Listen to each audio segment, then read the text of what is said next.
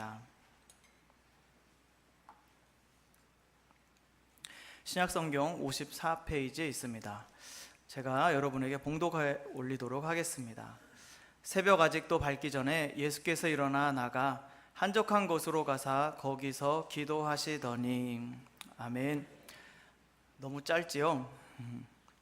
할렐루야.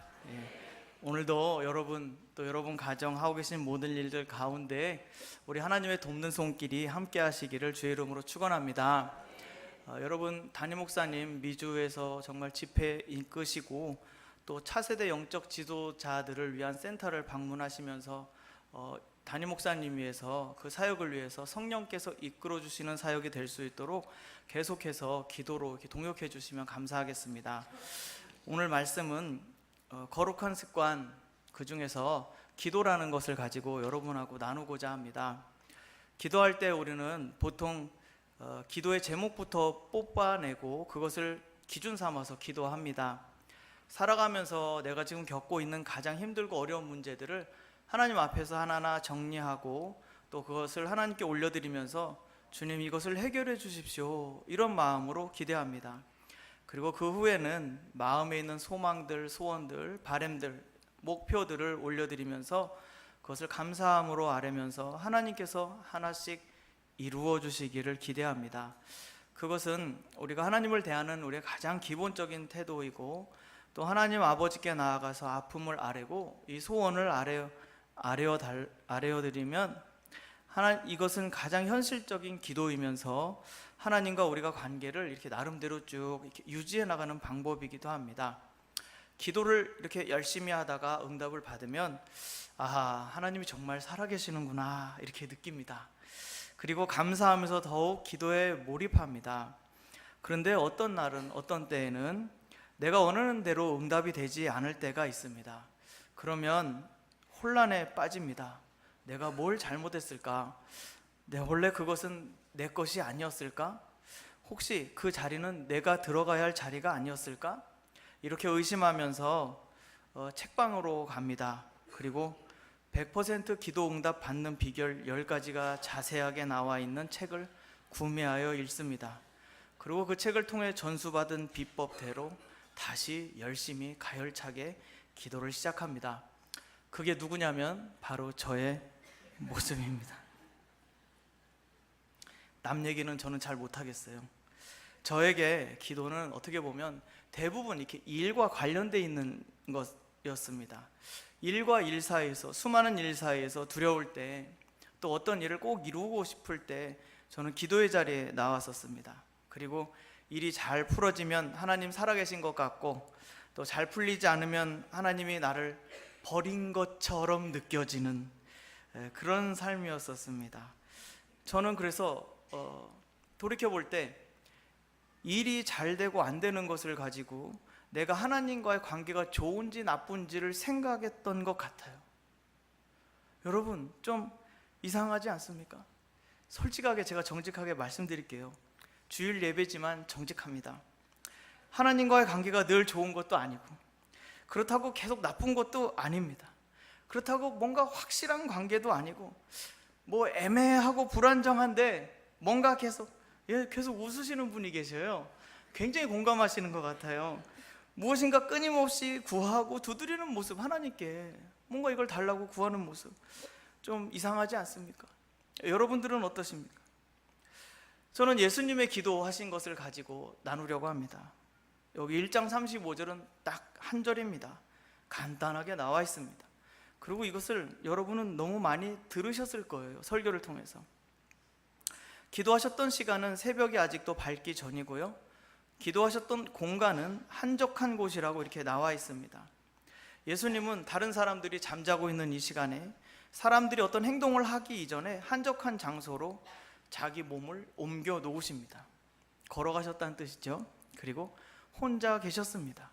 사람과 사건들이 일어나지 않는 곳, 그러니까 예수님에게 어떤 영향을 미치지 못하는 곳으로 혼자 가셨습니다.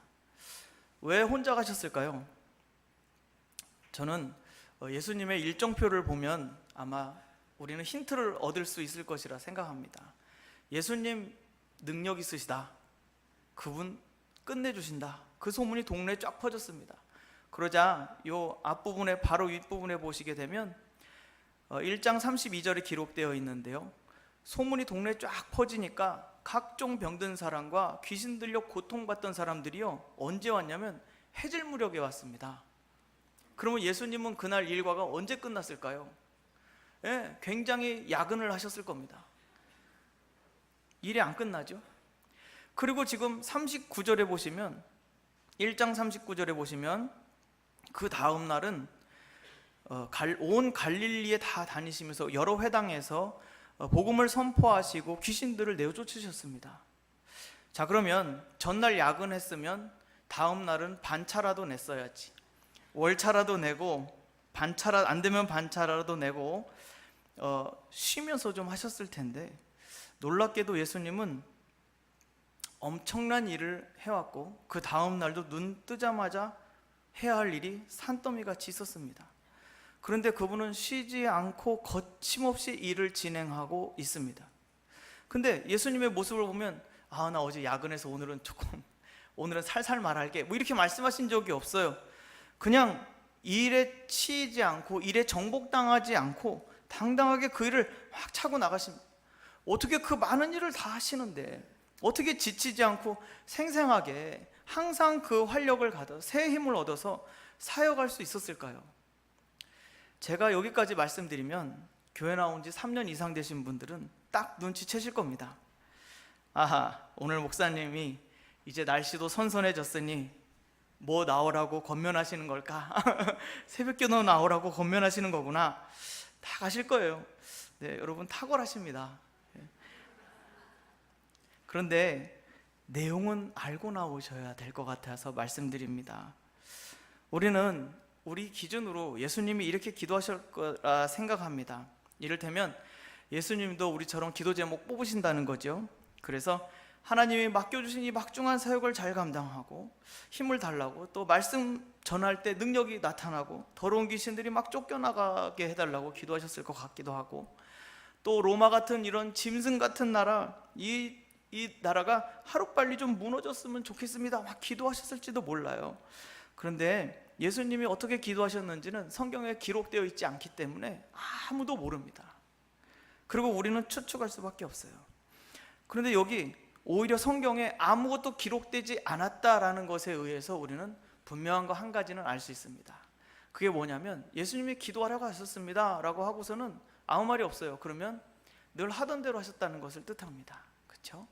그리고 그렇다면은 예수님은 그때 늘 하시던 대로 새벽에 홀로 나가서 기도를 하셨는데, 그때 무슨 기도를 하셨는가? 그 당시 사람들은 다 알고 있었어요. 무슨 기도 하셨는지. 그게 무슨 기도 하셨습니까? 우리만 몰라요. 쉐마로 기도하셨습니다. 여러분 많이 들어보셨죠? 유대인들은 이제 성인이 되고 나면은 무조건 아침과 저녁으로 쉐마를 이렇게 암송하고 그것을 붙들고 기도합니다. 여기까지는 우리가 다 들어서 알고 있어요. 그래서 예수님이 나가서 기도하셨습니다 그러면 아무도 의심 안 해요. 당연히 그 기도하셨겠구나 이렇게 할 겁니다. 그런데 우리는 잘 모르기 때문에 그것으로 어떻게 기도하는지 잠깐 나누려고 해요. 신명기 6장 4절 말씀을 화면에 띄워주시면 감사하겠습니다. 같이 한번 읽어볼까요? 시작. 이스라엘아 들으라. 네. 요거 한 절 가지고 무슨 기도를 그렇게 오래 하십니까? 그래도 할 수 있습니다. 잘 보십시오. 자, 쉐마라는 것은 히브리어로 쉐말은 들으라 이런 뜻입니다. 너희가 들어야 한다. 그런데 이스라엘아 들으라라고 했으면 그 다음에 무엇인가를 꼭 들어야 되는 것이죠. 그 듣는 것이 무엇이냐면 우리 하나님 여호와가 어떠한 분이신가, 그것을 들으라 이 말입니다. 그러면 쉽게 생각합니다. 딱 보니까 우리 하나님 여호와는 유일한 여호와이시니, 여호와는 유일한 분 맞지? 그러니까 유일한 분 맞으니까 아침과 저녁으로 계속 이렇게 외우게 해가지고 유일하신 분이니까 다른 신을 섬기지 못하도록 이렇게 우리에게 말씀하셨을 거야. 그래서 이렇게 여러분 보세요. 성경에 이렇게 보시게 되면 이스라엘 민족이 어땠습니까? 하나님을, 여호와 하나님을 자기 하나님으로 모시지 않고 늘 배신하고 속이고 하나님을 버리고 그런 일이 역사에 계속 가득하게 기록되어 있지 않아요? 그러니까 그런 걸 보면은 하나님은 미리 아셨던 것 같아요. 그래, 유일하신 한 분 하나님이시니까 그 하나님만 꼭 섬겨야 된다. 그래서 하나님만 꼭 섬기도록 귀에 못 박히게 계속 아침 저녁으로 외우게 하셨을 거야. 그것이 어떤 꼭 해야 되는 법, 꼭 해야 되는 어떤 그런 것일 수도 있을 것 같아. 여러분, 이거를 그냥 우리말 글자 그대로 받아들이게 되면 그렇게 생각됩니다. 그런데 여기서 제가 한 가지 딴지를 걸겠습니다. 여기서 그냥 한 분이시니까 그분만 섬겨야 된다라는 의미도 있겠지만 더 깊은 뜻이, 속뜻이 있습니다. 여기 유일한이라는 유일한, 오직 유일한 여호와이시니 이렇게 나와 있는데, 유일한이라는 단어가 창세기에서 쓰여졌는데요, 똑같은 히브리 단어가 그 언제 쓰였느냐면 처음에 하나님이 아담과 이브를 이렇게 지으시고 근데 두 사람이 결혼할 때 아담과 이브가 한 몸이 되었습니다 라는 기록할 때, 그때 한 몸 할 때 하나 된 몸 할 때 그때 쓰인 단어입니다. 그러니까 전혀 다른 두 존재가 하나 되는 거예요. 남자와 여자라는. 그래서 여러분 책도 있지 않습니까? 화성에서 온 남자와 금성에서 온 여자, 완전 다른 두 사람이에요. 그런데 이렇게 너무 성격도 취향도 너무 달라도 너무 다른 이 두 사람이 결혼을 하면서 언약을 딱 맺게 되니까 한 몸이 되었다 할 때 그 하나가 유일한이라는 그 여호와 앞에 붙어 있는 그 단어의 뜻이라는 거예요. 여러분 이제 놀랍지 않으십니까? 그럼 우리 쉐마를 다시 한번 이렇게 들여다볼게요. 자, 이스라엘아, 너희는 꼭 들어야 한다 라고 해서 어떤 진리가 너에게 선포될 것인데 꼭 그것을 듣고 받아들여야 한다. 그리고 이것을 정말 소중하게 지켜야 한다. 그래서 우리의 하나님 여호와는 오직 유일한 여호와이시니 에서 오직 유일한, 그것 유일한을 살짝 빼고 제가 다른 것을 넣어 볼게요. 우리 하나님 여호와는 오직 너희와 결혼 언약을 맺어 너희와 온전히 한 몸이 되신 여호와이시다. 참 감동적이죠. 이렇게 바뀝니다. 그래서 이스라엘은 무엇입니까? 하나님이 수많은 열방 가운데서도, 수많은 민족 가운데서도 하나님이 사랑하시기로 선택하여서 선택을 받은 하나님의 백성이죠. 그러니까 이스라엘아 라고 부른다면 나의 선택받은 나의 백성아. 그리고 하나님 입장에서 말씀하신다면 어떻게 되겠습니까? 너의 하나님 여호와, 나 곧 나 여호와는 너희와 한 몸 하나이다, 이 말씀입니다. 그것을 꼭 들어야 한다. 그래서 이제 그림이 이제 딱 맞춰졌어요. 하나님이 선택하셔서 신부로 이렇게 불러주신 그 백성 이스라엘, 지금부터 내가 너에게 전하는 이 말을 귀를 활짝 열고 잘 들어야 한다. 이 뒤에 전해주는 이 진리가 너희를 자유롭게 할 것이다. 이 진리가 너희 귀에 들려질 때 너희가 진정으로 누구인지 알게 될 것이다. 이 진리가 너희 귀에 들려질 때, 너희 마음에 응해질 때 그것이 너희의 생명이 되게 될 것이다. 또 이 진리가 너희 가운데 선포될 때 너희가 하나님과 견고하게 하나로 묶어질 것이다. 이게 얼마나 중요한 일이냐면 결혼식을 하는 모습을 보면 뼈저리게 와 닿습니다. 저는 결혼식을 정말 많이 했어요. 아무도 웃지 않아서 그냥.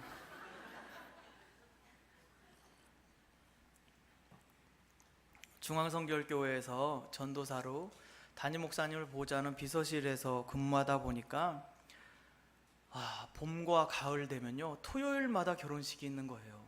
그래서 담임 목사님을 매주 모시고 서울에 있는 웨딩홀이라는 웨딩홀은 다 가서 점심밥을 먹었던 것 같아요. 저는 그때 신혼이었습니다.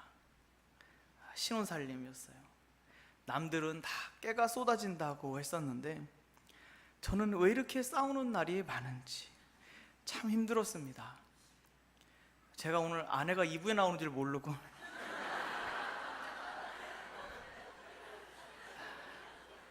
그렇게 의견이 조율되지 않으면 관계가 틀어지고요. 이게 가장 힘든 거예요. 사역하는 일은 힘들어요. 근데 그렇게 막 일은요 하면 됩니다. 그죠? 일은 하면 되는 거예요. 근데 아내와 관계가 딱 안 맞을 때 쉽지 않아요. 서로 너무 달라요. 여러분 저와 아내를 보세요. 너무 다르잖아요. 정말 달라요. 그런데 참 놀라운 일은 제가 결혼식에 주말마다 이렇게 참석한다는 것이었고요. 마음이 힘들고 관계가 틀어지려고만 하면 하나님이 저를 어김없이 결혼식장에 보내시는 거예요. 가면 꼭 하는 게 있습니다. 두 부부가 서로를 딱 마주 봐요. 그리고 서약식을 합니다. 그 약속을 하죠. 서로를 이렇게 바라보면서 약속합니다. 그 사랑하는 신부를 바라보면서 약속합니다. 신랑이 약속하죠. 나는 건강할 때나 아플 때나 또 슬플 때나 기쁠 때나 부유할 때나 가난할 때나 또 젊을 때나 늙었을 때나 변함없이 그리고 한결같이 사랑하겠습니다. 이렇게 약속합니다. 그리고 그 약속을 가만히 지켜보면 조건이 없는 거예요. 젊었을 때나 늙었을 때나 또 건강할 때나 아플 때나 변함없이 사랑하기로 약속을 합니다. 그게 결혼이에요.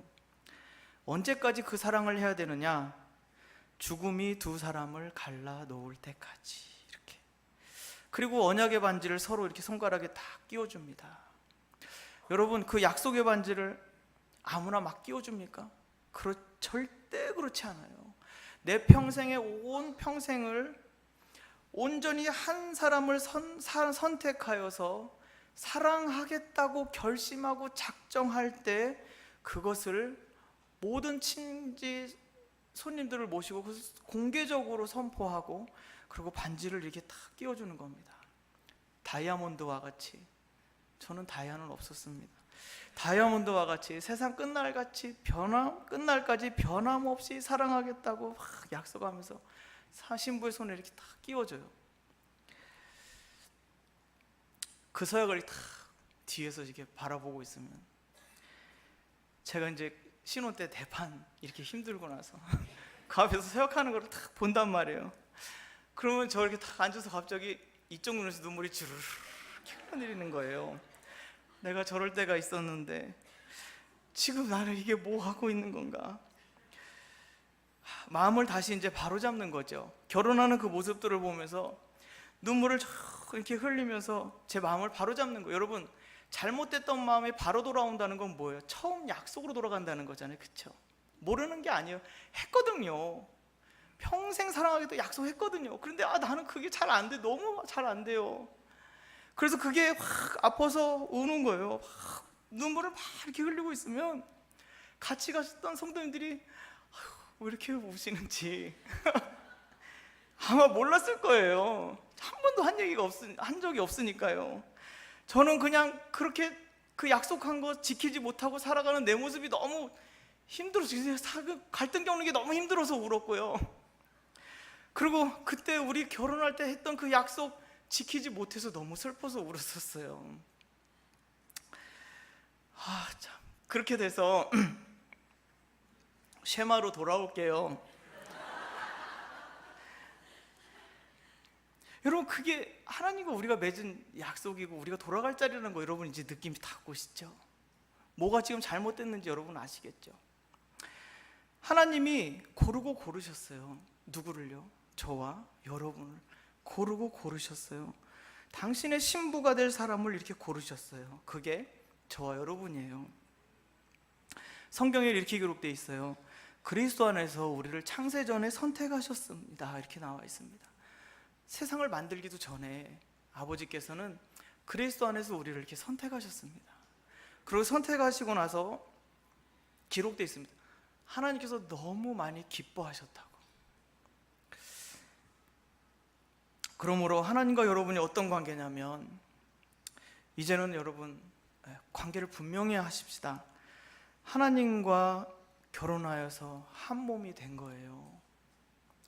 그 언약 안에서 약속 안에서 하나님과 우리는 한 몸이 되었다는 것을 듣고 기억해야 한다가 쉐마입니다.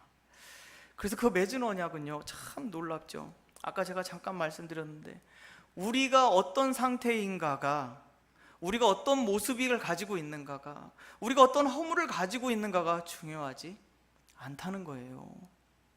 상관이 없는 거예요. 세월이 흘러가면서 피부가 물이 빠지니까 쭈글쭈글해집니다. 그리고 열심히 운동하지만 어느 순간 배는 저보다 먼저 앞서 나가 있고, 물에 들어가면 둥둥 떠다니더라고요. 배부터 뜨더라고요. 가끔 이제 기억도, 그 명석했던 머리도 이제 다 기억하지 못하고 언제 그랬었지? 하고 기억이 가물가물해져가지고 가끔 헛소리 합니다.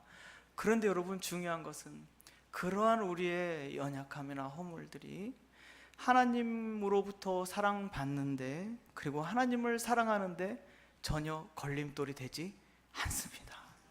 이게 하나님의 사랑은 언약 안에서 확정되었습니다.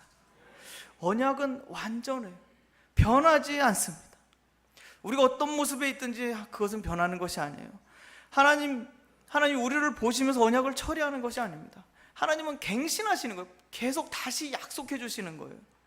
그래서 상대방의 조건에 무너지지 않는 무조건적이고 영원한 사랑. 그래서 이 진리를 이스라엘아, 나의 사랑하는 신부여, 나의 자녀들아, 너희들은 아침과 저녁으로 이 사랑을 듣고 기억해야 한다. 그게 기도라는 거예요. 자, 그럼 이 사랑을 받은 우리가 어떻게 행동해야 하겠습니까? 그게 신명기 6장 5절의 말씀입니다. 스크린에 한번 이렇게 띄워주실래요? 같이 읽어보겠습니다. 시작. 너는 마음을 다하고,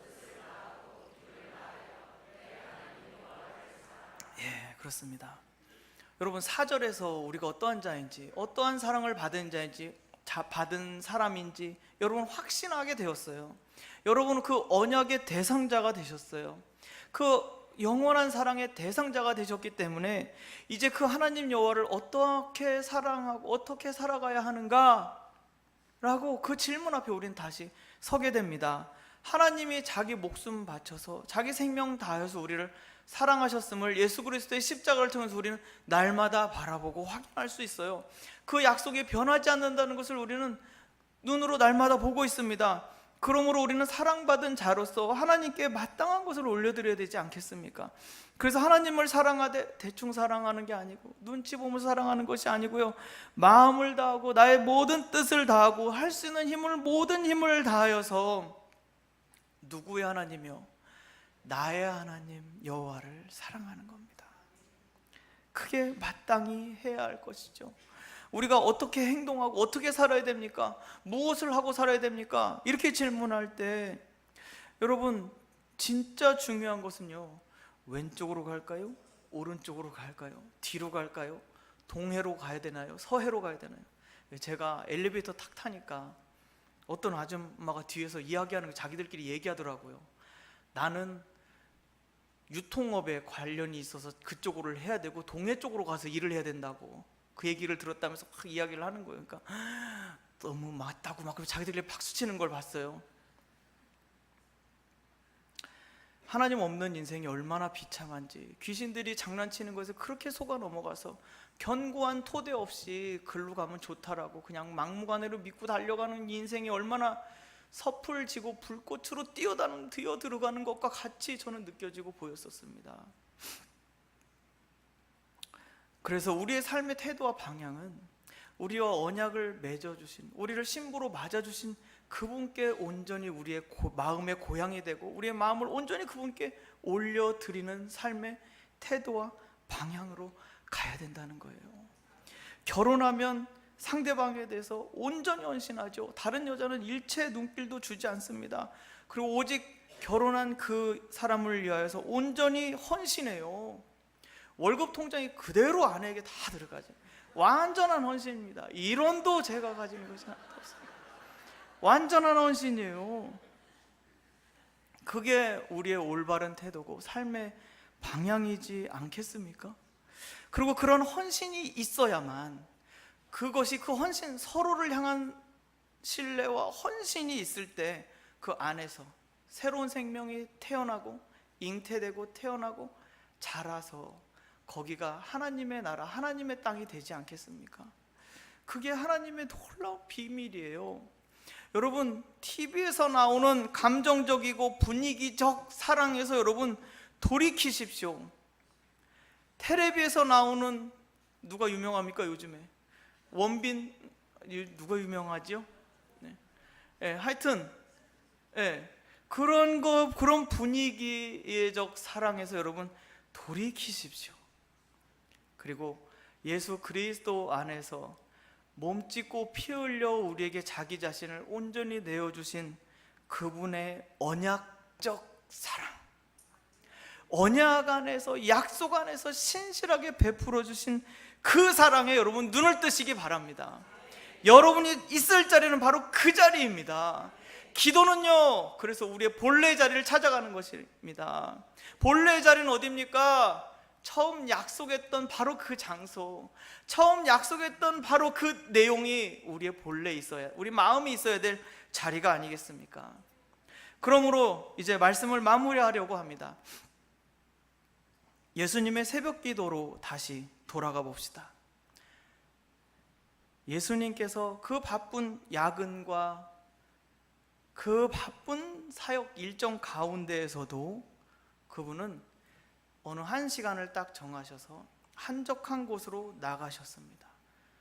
여러 사람들의 일, 여러 사건들이 번잡한 사건들로부터 떨어져 있던 곳으로 가셨습니다. 그것은 무엇일까요? 다른 사람이 나의 영혼을 지배하고 다스리지 못하게 막는 것입니다. 어떤 일이, 어떤 사건이 나의 영혼을 전적으로 지배하지 못하도록 그것으로부터 자기 자신을 멀리 하는 것입니다. 그 모든 것으로부터 딱 떨어져서 나왔을 때, 즉 다른 사람이나 여러 가지 일들이 나를 집어삼키지 못하도록 그 딱 떨어져서 나왔을 때 예수님은 누구 앞에 서셨겠습니까? 여호와 하나님 앞에 서셨을 겁니다. 여러분, 마치 이 광경이 같이 떠오르지 않으세요? 시내산에 쫙 이스라엘 백성이 아무도 안 다녀, 무용로도 없고 아무도 안 살아, 그런 황량한 광야에 나온 이유를 깨닫게 되는 거예요. 광야에 나오는 이유는 무엇입니까? 그곳에서 하나님과 온전히 만나기 위한 겁니다. 광야는 아무것도 없다고 해서 힘든 곳만이 아니에요. 광야는요, 아무것도 없기 때문에 오히려 하나님을 완전히 만날 수 있는 자리가 됩니다. 그것이 바로 광야의 축복입니다. 그래서 예수님은 모든 일을 하기 전에 일에서 일 사이에 그분이 분명하게 세우셨던 것이 바로 쉐마를 암송하고 기도하시면서 하나님과의 관계를 정확히 조율하셨습니다.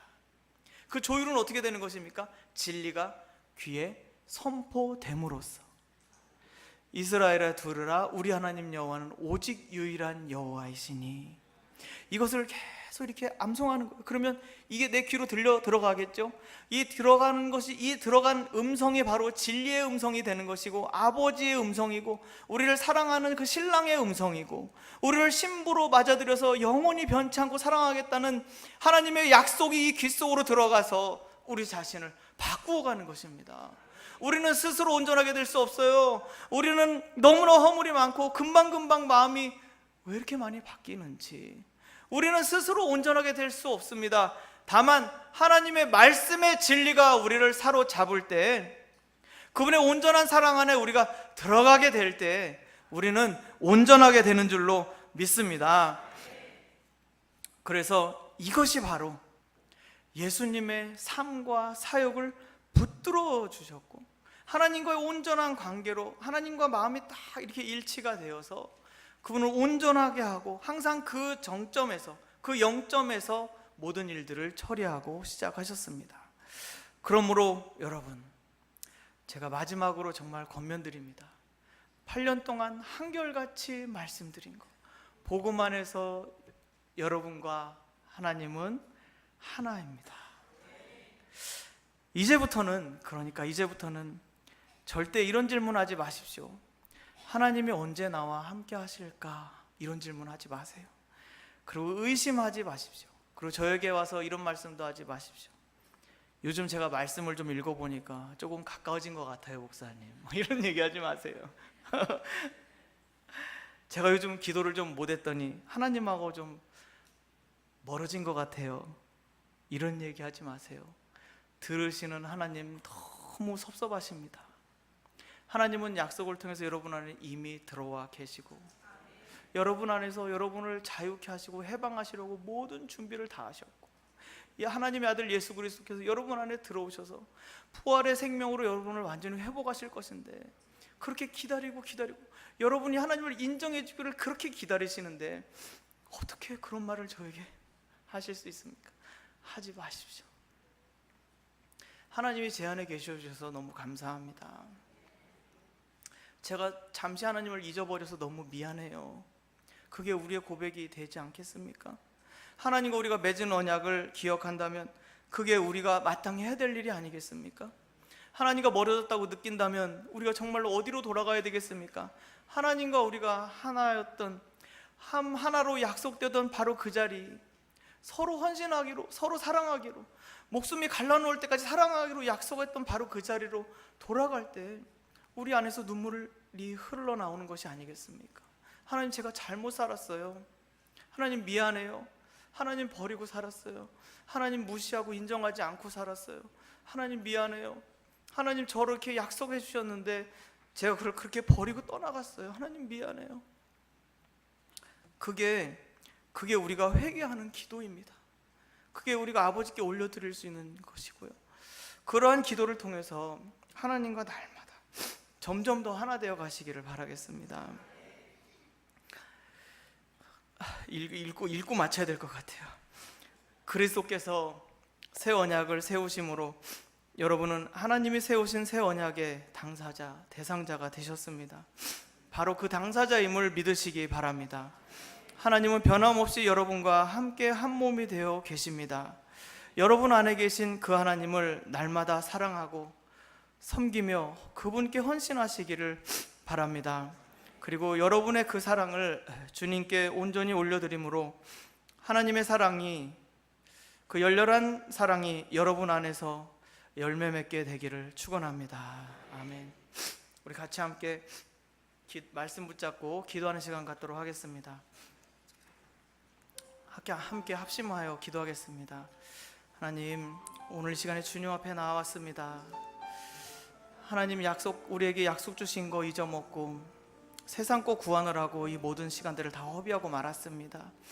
하나님과의 관계가 올바른 관계로 오늘 돌아가기를 원합니다.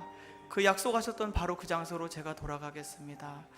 하나님, 저를 붙들어 주시고 저의 마음을 온전히 주의 사랑 가운데 붙들어 매 주시옵소서. 우리 다 같이 함께 하나님의 은혜를 구하며 기도하겠습니다. 할렐루야. 살아계셔서 역사하신 하나님, 은혜와 사랑을 감사를 드립니다. 오늘 우리 가운데 함께 하시고 우리에게 그 영원한 사랑의 약속을 주신 하나님을 찬양합니다. 사랑하는 주님, 우리가 주님을 버리고 또 주님을 안다고 하면서도 참으로 하나님과의 깊은 관계에 들어가지 않고 겉으로만 하나님을 믿는 척하고 하나님께 내가 원하는 것들만 아뢰진 않았는지 하나님, 오늘 이 시간에 돌아보기를 원합니다. 하나님을 일하는 것으로서 만났던 것을 깊이 회개하기 원합니다. 하나님, 우리를 향한 하나님의 관계와 하나님의 그 사랑이 우리 가운데 있었는데 하나님, 그것보다도 우선된 나의 문제, 나의 목적, 나의 목표를 따라가지 않았는지 하나님, 그래서 길을 잃고 계속해서 헤매고 하나님의 사랑은 전혀 보이지 않지 않았는지 하나님, 오늘 이 시간에 돌이켜보고 주님 앞에 온전히 회개하기를 원합니다. 주님, 우리를 긍휼히 여겨주시고 하나님의 사람으로 온전히 세워질 수 있게 하여 주시옵소서. 감사합니다. 사랑의 주님, 오늘 우리로 하여금 돌아갈 자리를 보게 하신 거 감사합니다.